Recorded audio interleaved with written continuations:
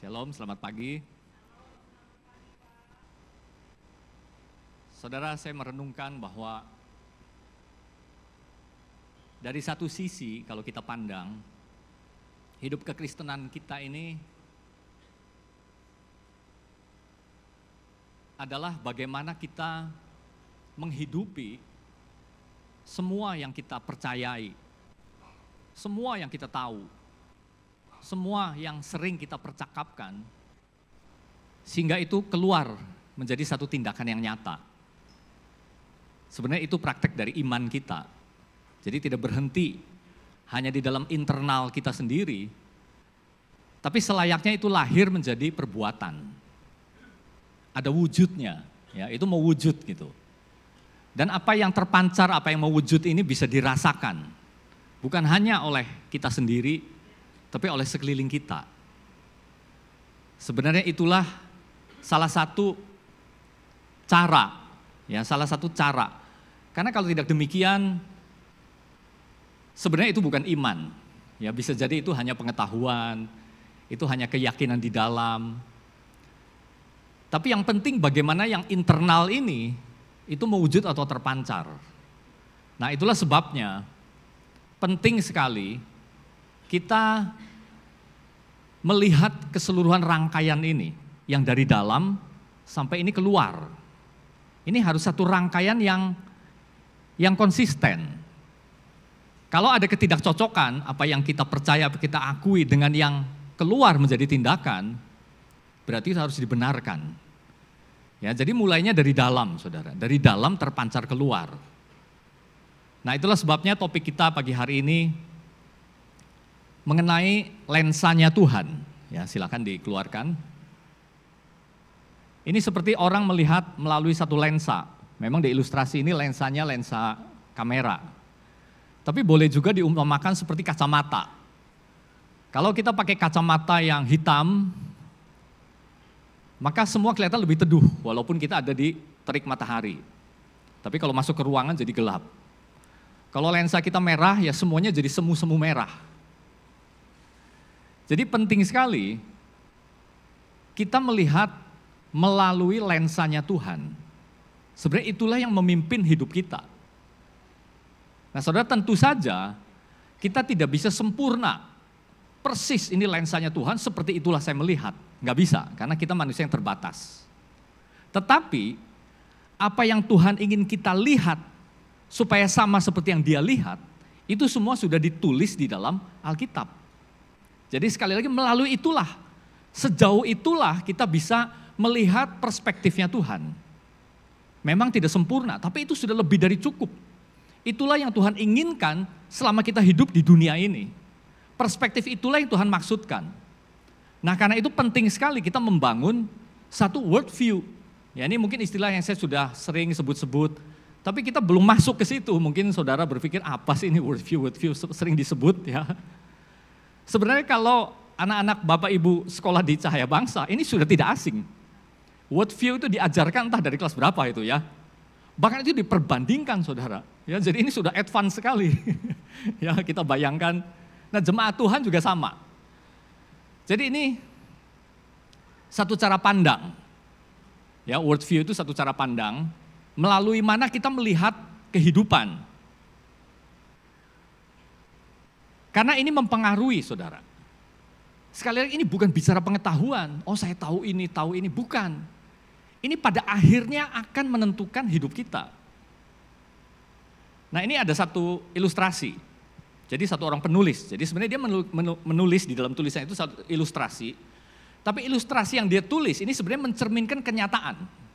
Walaupun itu nggak di Indonesia, tapi saya lihat pasti ada miripnya, entah berapa persen. Jadi dia sedang melihat satu tren. Ya, ini memang beberapa tahun yang silam. Jadi saya nggak tahu apakah tren ini masih lagi berjalan atau sudah ada perubahan lagi. Tapi dia mengambil ilustrasi satu anak remaja yang dari kecil dibesarkan di dalam keluarga Kristen. Papa mamanya orang yang berdedikasi, yang sungguh-sungguh, yang terus berusaha menghidupi iman Kristennya. Jadi anak ini secara rutin dibawa ke gereja, punya teman-teman di ibadah anak di sekolah minggu, punya kakak-kakak sekolah minggu, punya pembimbing, punya mentor. Tapi sampai satu titik, Karena anak makin dewasa, makin terbuka pergaulan itu. Ya, pengaruh itu nggak bisa lagi kita isolir. Rumah, gereja sudah nggak bisa lagi.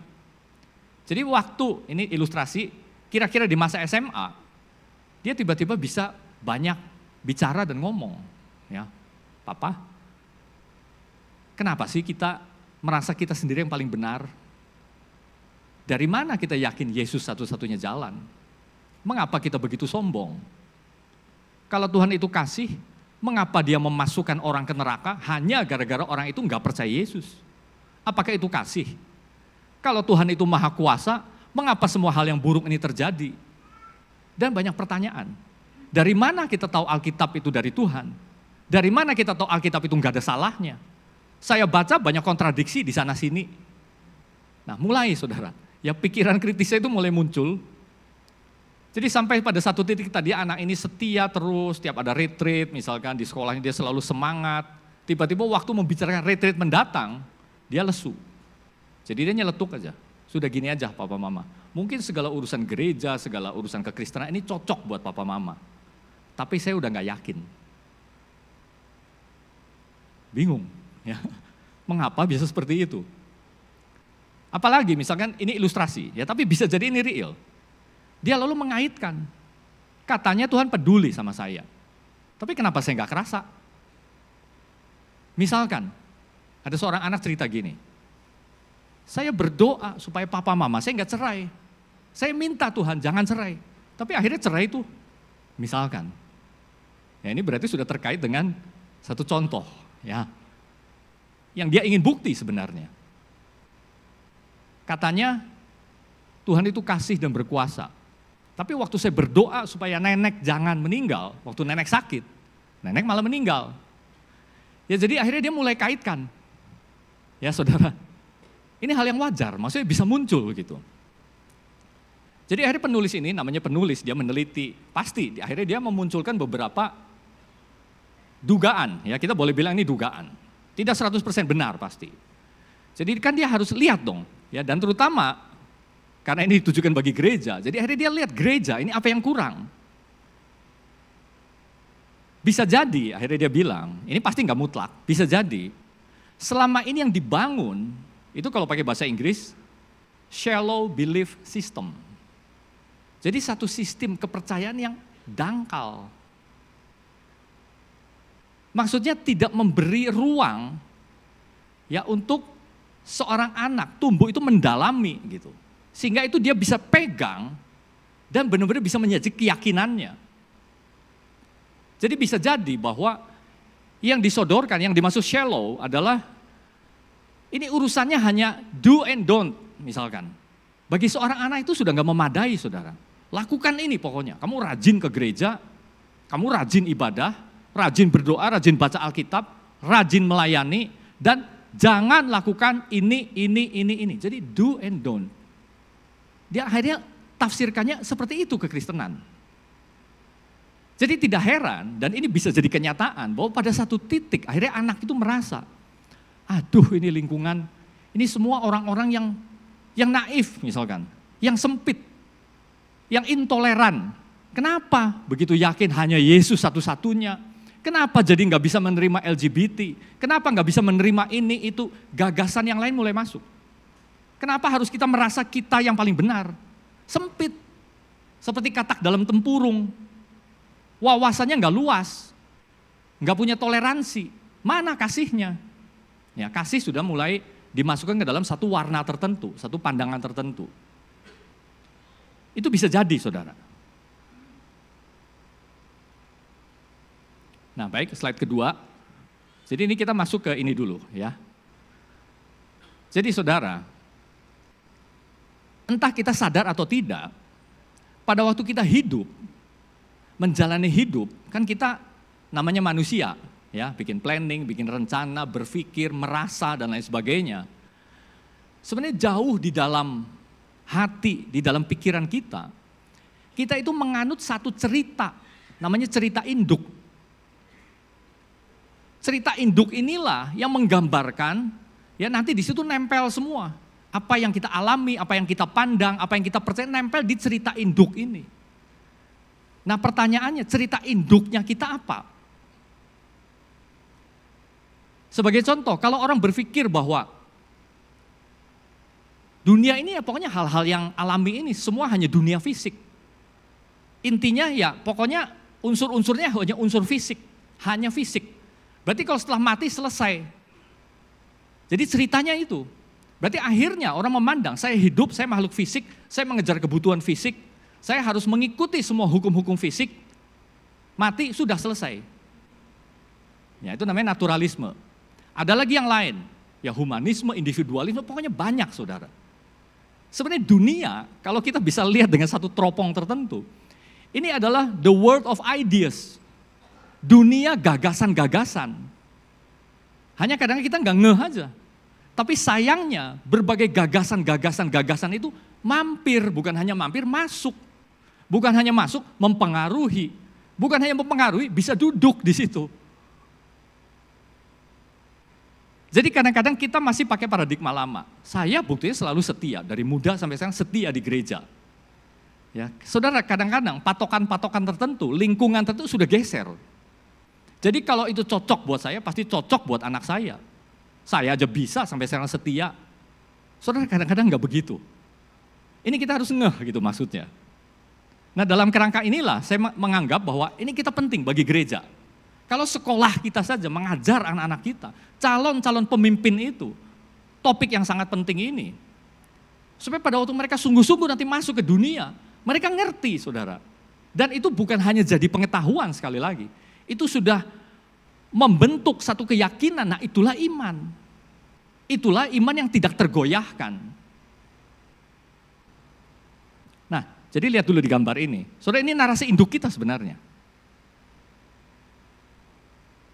Penting saudara. Karena kadang-kadang kita miss yang di depan atau miss yang di akhir. Kita pokoknya hanya fokus di ini. Kita sangat paham di sini. Ya kita berdosa, Tuhan Yesus menebus. Tapi saudara, asal muasal itu ada di sana, di penciptaan. Dari situlah ada sebab, ada tujuan. Kalau saudara ingat, marilah kita menciptakan manusia menurut gambar dan rupa kita, supaya mereka berkuasa. Nah itu tujuannya saudara. Ada di situ, di awal sekali di Kejadian. Kalau kita lupa, kita hanya fokusnya, oh Adam dan Hawa tergoda oleh ular, lalu jatuh. Kita miss mengenai mandat yang utama sekali, yang pertama-tama sekali digambarkan, ditulis. Padahal itu sangat penting. Karena itulah yang nanti akan dikembalikan di sini, berkuasa. Karena di sepanjang ini kan lalu jatuh. Lalu mengapa Yesus menebus untuk apa? Mengembalikan kuasa itu. Lalu apakah itu akan sempurna di sini? Kalau kita tahu bahwa titik kita ada di sini, kita tahu nggak akan frustrasi. Pasti belum sempurna, sempurnanya ada di sini. Nah jadi cerita ini penting saudara. Waktu kita menjalani kekristenan kita. Jadi kembali, supaya mereka berkuasa. Dan akhirnya beberapa ayat di bawahnya, setelah Tuhan menciptakan manusia, memberkati mereka dan berfirman. Beranak cucu, bertambah banyak, penuhilah bumi, berkuasalah sekali lagi di situ. Berkuasa. Jadi maksudnya, semua ciptaan ini digelar supaya manusia yang berkuasa di situ. Mandat itu diberikan. Nah lalu jatuh, kan ceritanya selalu begitu. Jadi saudara perhatikan, kalau kita lupa mengenai mandatnya, tujuannya ya di awal, nanti pada waktu kita masuk di sini, oke kita berdosa, lalu Yesus datang menebus saya. Lalu tujuannya nanti saudara, walaupun ini enggak sepenuhnya salah, berhenti hanya di saya. Oh berarti Tuhan begitu mengasihi saya, oh Tuhan ingin memberkati saya, Tuhan ingin membuat saya kaya, membuat saya berhasil, dan berhentinya di saya. Lupa bahwa sebenarnya itu ada mandat. Dan ini kan nanti digenapi di sini, yaitu apa? Memerintah bersama Kristus. Memerintah kembali seluruh ciptaan bersama Kristus. Jadi ini cerita induk. Nah jadi kalau kita berpegang, apalagi kalau kita terus menekuni poin demi poin, poin demi poin, saudara ini akan menjawab, kita nggak akan frustrasi. Kita jadi tahu mengapa dunia seperti ini. Mengapa ada ini, mengapa ada itu. Karena ada cerita induk. Dan ingat ada pengharapan.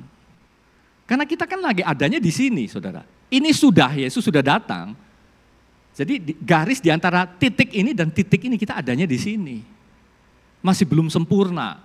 masih ada ini itu. Tapi kita jadi tahu apa yang kita harus kerjakan. Nah, itu yang dimaksud dengan narasi induk. Baik, slide 3. 1 Petrus 3. Jadi kita hanya 2 ayat ini. Sebenarnya bahkan hanya 1 ayat. Ya, hanya ayat 15, tapi karena koma, jadi tetap saya tulis di situ. Tetapi kuduskanlah Kristus di dalam hatimu sebagai Tuhan.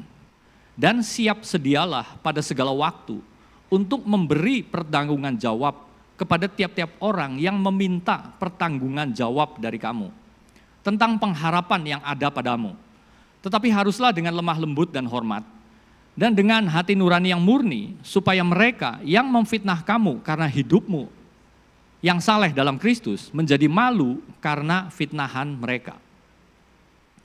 Saudara, ini ditulis oleh Petrus.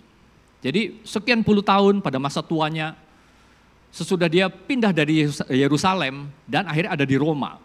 Disitulah dia akhirnya mati. Jadi ini boleh dibilang akhir-akhir hidupnya. Nah, saudara tahu bahwa Roma itu kan ibu kota dari kekaisaran yang memang lagi menjadi puncak kebudayaan dunia, pusat dunia pada waktu itu. Dia ada di Roma. Lalu kita tahu bagaimana kondisi jemaat-jemaat Tuhan pada sekitar waktu itu. Kalau itu akhir masa hidup Petrus, berarti kira-kira ada di pemerintahan Kaisar Nero. Ya, kurang lebih, mungkin meleset sedikit kalau saya salah. Tapi pokoknya gereja Tuhan sedang menghadapi satu tekanan, satu aniaya, dikejar-kejar, dibunuh, dibikin susah, dihimpit dan lain sebagainya. Nah, di dalam konteks itulah Petrus menulis. Dan ada disebut di situ, dia menyamakan Roma itu seperti Babilonia. Jadi ini satu sistem yang berkuasa, secara lahiriah berkuasa. Dan jemaat ada di tengah-tengah situasi yang seperti itu. Jadi bukan hanya tekanan secara fisik, tapi juga sama. Berbagai-bagai gagasan, berbagai-bagai aliran, berbagai-bagai pendapat yang terus-menerus ditekan. Mengapa kamu menyembah Yesus? Mengapa kamu percaya pada Allah yang seperti ini? Mengapa Allah hanya satu, padahal politeisme, dewa-dewa banyak. Ya, kurang lebih seperti itu. Tapi Petrus terus mengingatkan bahwa pengharapan, makanya dia bilang, pengharapan yang ada padamu. Jadi di tengah-tengah situasi yang kelihatannya seperti ini, ada satu power yang lain yang mungkin kasat mata, tidak kasat mata, yang sebenarnya sedang bekerja. Nah, peganglah itu. Itulah pengharapan walaupun kamu tidak bisa lihat. Jadi saudara, mungkin bagi kita beda, nggak ada penganiayaan jasmani seperti itu. Ya, kita bolehlah, cukup leluasa. Sedikitnya di sini, nggak tahu kalau di tempat lain. Tapi saudara, bukan berarti bahwa Babilonia itu juga tidak bekerja. Bekerja, saudara. Ya, seperti yang saya contohkan tadi. Jadi ada Babel juga yang sedang bekerja di dunia saat ini.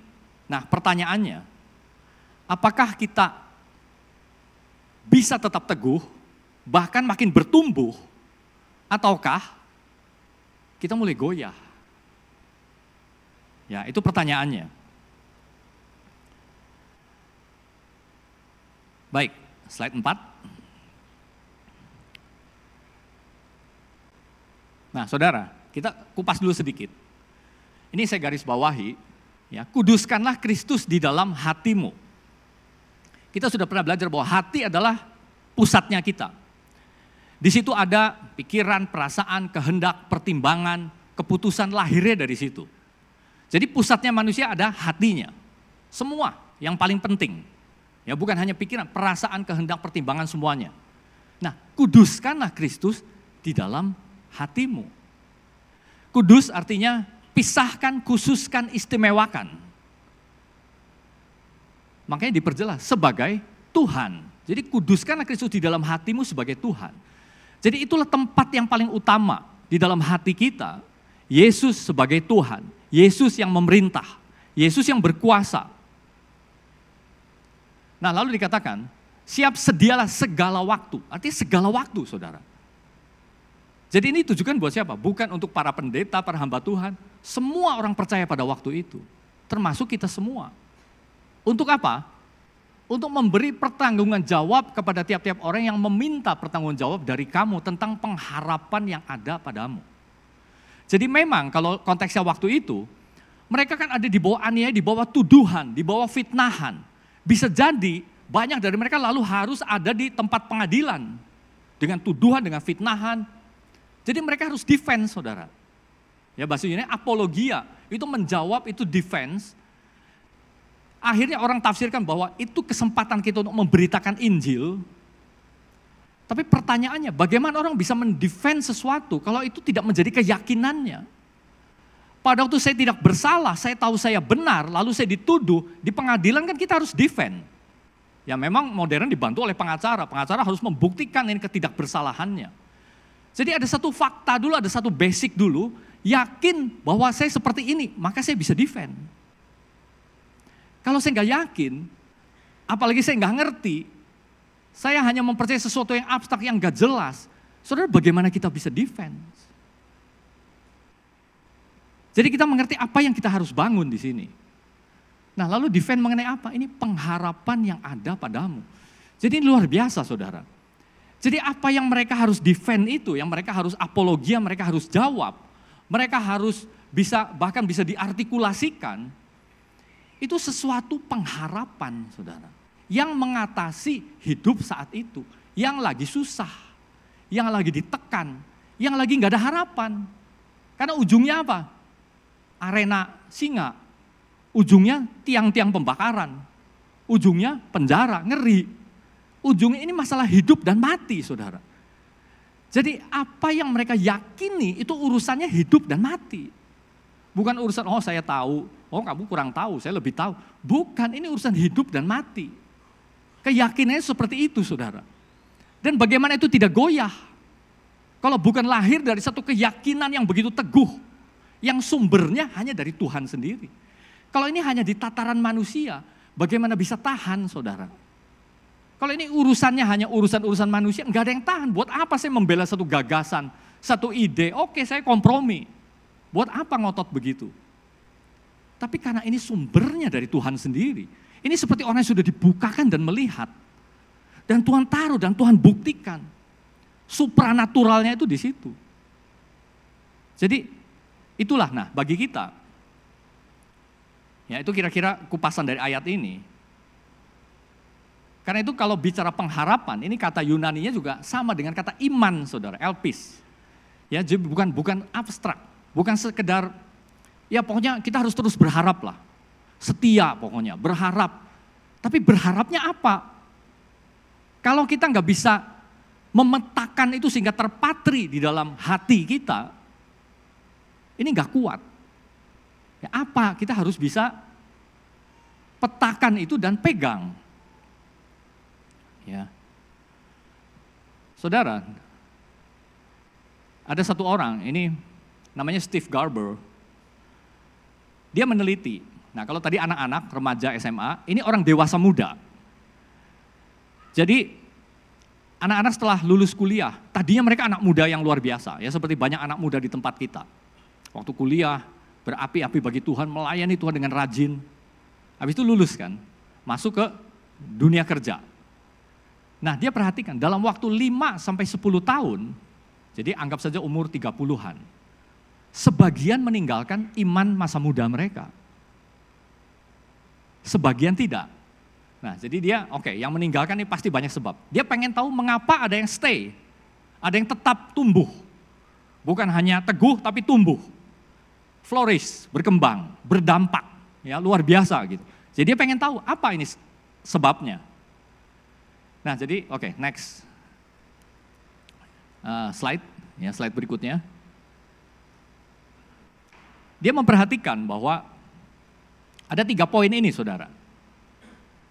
Pertama, karena anak-anak muda itu setelah mereka berkeluarga, merintis karir, usaha dan lain sebagainya, mereka terus membangun hubungan dengan mentor.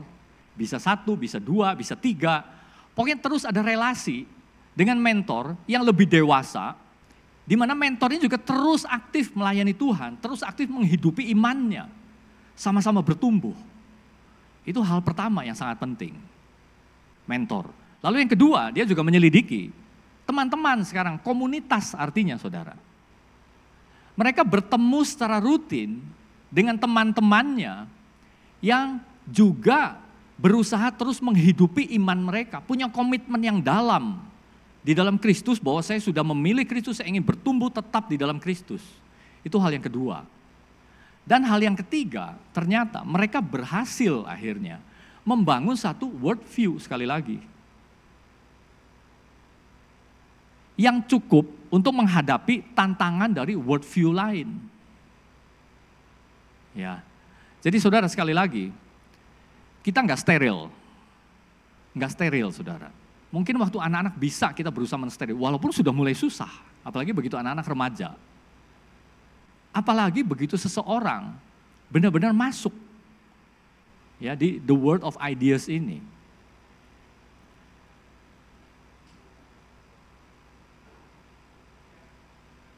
Saudara, jadi kadang-kadang begini. Ini ada satu cerita lagi, ya. Ini kenyataan. Jadi tahun 97 ada seorang wanita namanya Eleanor Boyle. Usianya sudah 73 tahun, pensiunan di New Jersey kalau nggak salah ya. Nah pada suatu saat dia menang lotre. Setelah potong pajak ini itu, di tangannya itu ada uang 8 juta dolar. Dan saudara tahu apa yang dia lakukan dengan 8 juta dolar ini? Dia berikan semuanya, semua saudara. Bukan sebagian, bukan semuanya. Ke badan-badan sosial yang mendukung orang-orang susah di kotanya dan kepada gerejanya, semuanya. Jadi ini kan aneh. Jadi wartawan cukup heboh kan, angkanya besar kan. Ditanya, kenapa Anda sendiri sudah tua? Ya bagaimana Anda sendiri pensiunan, hidupnya juga sederhana. Dia hanya bilang sederhana satu kata, Tuhan akan memelihara saya. Ya, jadi saudara, bagaimana supaya apa yang kita yakini ini benar-benar lahir menjadi satu tindakan. Saya tidak katakan bahwa itu satu cara terbaik. Pasti ada banyak cara terbaik lagi kita mengelola uang 8 juta dolar pasti ya. Bukan artinya saudara punya berapapun berikan semuanya ke orang. Bisa diinvestasikan ya, kita bisa berpikir mungkin lebih maju daripada seorang wanita ini. Tapi intinya apa yang kita yakini itu bisa mewujud menjadi tindakan. Lurus jadinya. Jadi nggak ada gap saudara. Karena kalau ada gap nanti akhirnya repot. Ya ini berarti ya, hanya pengetahuan, hanya keyakinan, begitu masuk ke dalam pengalaman sesungguhnya ternyata beda. Ya, jadi inilah yang kadang-kadang anak muda kita itu kritis. Mereka bisa mendeteksi ini kalau ada, maaf pakai katanya, kemunafikan. Kadang-kadang mereka lebih peka daripada kita. Karena kita orang dewasa, kita sudah tahu lah harus bertata krama dan lain sebagainya. Tapi anak-anak yang remaja yang lagi tumbuh, mereka akan lebih alert gitu. Wah ini om tante ya, atau komunitas kita ini munafik semua misalkan. Ya bagaimana saudara? Kalau kita nggak bangun dengan benar, apakah itu wajah dari gereja? Kita sungguh-sungguh tidak sih yakin dengan apa yang kita ketahui, apa yang kita percayai. Nah jadi disitulah pentingnya worldview saudara. Itu akan meletakkan satu basic, ya satu ground gitu, satu fondasi di atas mana kita membangun. Jadi bagaimana kita memandang segala sesuatu ini menurut cara pandangnya Tuhan. Apakah ini harus dibangun? Ya, ini harus dibangun. Apakah ini harus dipelajari? Ya, harus dipelajari. Apakah harus sampai kita mengerti? Harus sampai kita mengerti. Apakah berhenti sampai di situ? Tidak. Harus menjadi satu keyakinan. Karena kalau Tuhan sudah memberikan sendiri harga yang begitu besar bagi kita, dan kita percaya itu, maka kita juga percaya mengenai tujuan di baliknya. Kalau dari awal Tuhan sudah menunjukkan bahwa saya mengasihi kamu, kamu adalah ciptaan yang utama, kepada kamulah diberikan gambar dan citranya Allah. Lalu dunia berkembang, dunia jatuh, kita juga tahu bahwa pasti rencana-rencana yang awal itu tidak Tuhan tinggalkan. Jadi pada waktu kita melihat Yesus datang bagi saya, dan sekarang saya mempunyai hidup yang baru, kita jadi tahu apa tujuannya.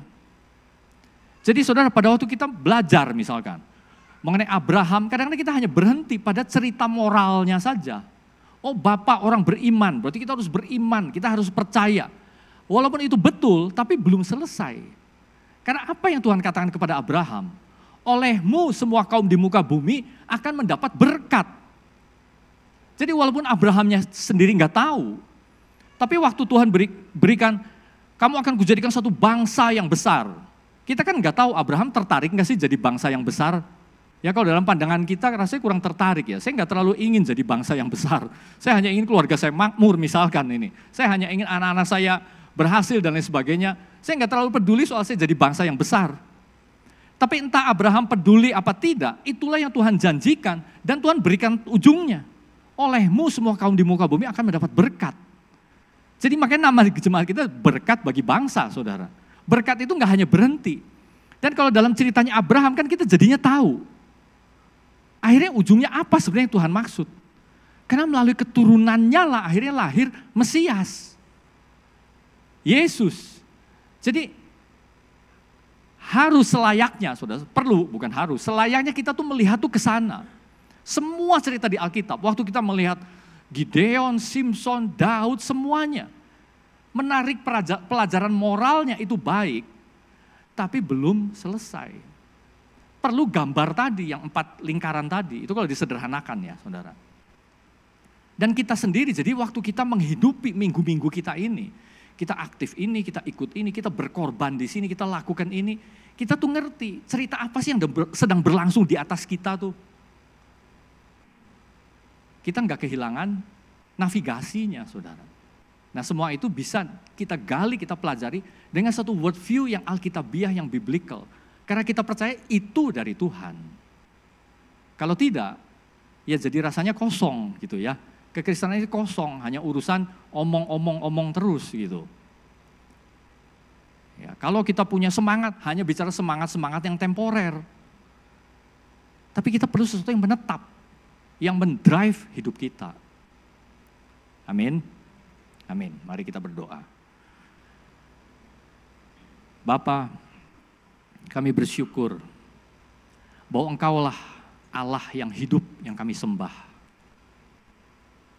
Yang berfirman, yang menyatakan diri, bahkan yang turun dari sorga. Bahwa Yesus Kristus itu menjadi daging dan darah. Bukan hanya tokoh di dalam sejarah, tapi Yesus sudah ada di dalam hati kami. Duduk memerintah, menjadi Tuhan. Dan kami hidup menguduskan Kristus di dalam hati kami sebagai Tuhan. Tuhan, biar kami mengerti pengharapan apa yang ada di dalam semua ini Tuhan. Ini mengatasi segala sesuatu. Satu pengharapan yang kekal, pengharapan yang berkuasa, pengharapannya lebih nyata daripada apapun yang natural, yang nyata di dunia ini. Ini adalah kuasa supranatural yang Kau berikan, yang Kau taruh di dalam hati, dalam hidup kami. Biar kami berjalan di dalam kuasa ini. Dengan inilah iman kami itu disangga Tuhan. Dengan inilah iman kami ini berdiri, yaitu pada satu pengharapan yang kekal. Kuatkanlah Tuhan setiap anak-anak-Mu di tempat ini. Kuatkan kami di dalam hari-hari kami. Apapun pergumulan kami, apapun pertanyaan kami, apapun kesulitan yang kami alami, biar sumber kekuatan dari Tuhan mengalir di dalam tiap-tiap rumah, di dalam tiap-tiap pribadi. Kami mengucap syukur hanya di dalam nama Tuhan Yesus. Amin.